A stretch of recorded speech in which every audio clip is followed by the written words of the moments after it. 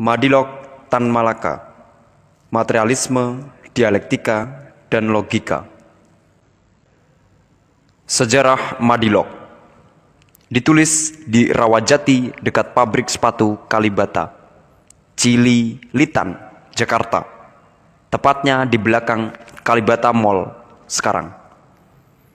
Untuk mengenang Tan Malaka, rakyat setempat mengabadikannya dengan membuat Gang Malaka I dan Gang Malaka II.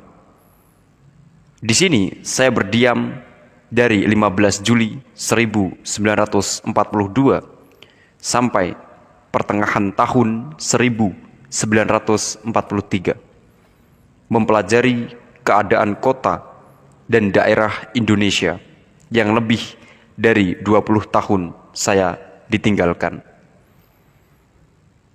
Waktu yang dipakai buat menulis Madilog ialah lebih kurang 8 bulan, dari 15 Juli 1942 sampai 30 Maret 1943.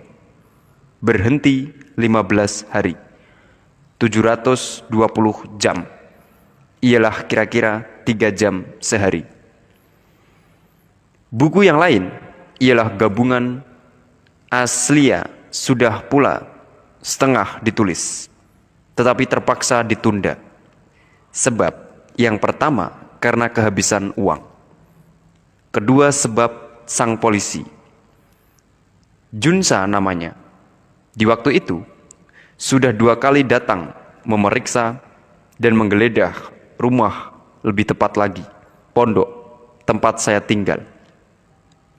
Lantaran huruf Madilog dan gabungan Aslia terlampau kecil dan ditaruh di tempat yang tidak menarik perhatian sama sekali, maka terlindung ia dari mata polisi. Terpeliharalah pula kedua kitab itu dan pengarangnya sendiri seterusnya dari mata dan tongkat kempei Jepang. Lantaran hawa kediaman saya itu sudah agak panas dan bahaya kelaparan sudah mengintip, maka terpaksalah saya memperhatikan pekerjaan saya menulis gabungan Aslia. Saya bertualang di daerah Banten mencari nafkah sambil memperlindungkan diri pula. Akhirnya saya dapat pekerjaan tetap di tambang arang, Bayah. Disinilah saya mendapat pekerjaan sedikit lebih tinggi dari Romusa biasa.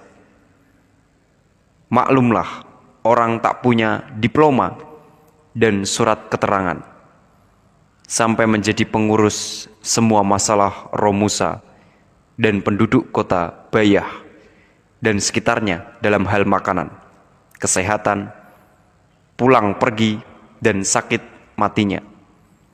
Romusa ribuan orang dengan perantaraan kantor urusan prajurit pekerja.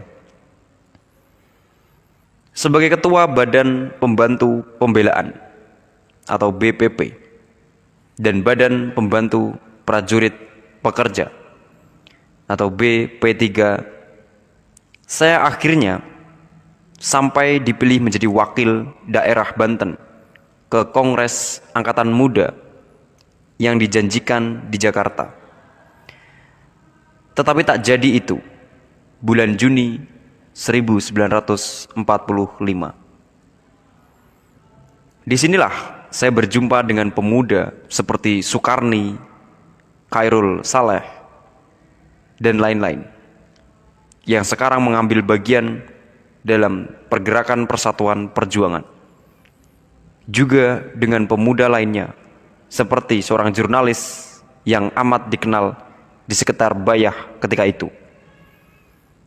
Tak lebih dan tak kurang dari Bang Beat alias Anwar Cokro Aminoto dan saudaranya. Resan minyak ke minyak, resan air ke air, kata pepatah. Demikianlah penarang ini yang pada masa Jepang itu memperkenalkan dirinya dengan nama Iljaz Hussein, dengan jalan memutar sampai juga ke golongan yang dicari yang mulai mengambil bagian besar dalam pergerakan kemerdekaan Indonesia.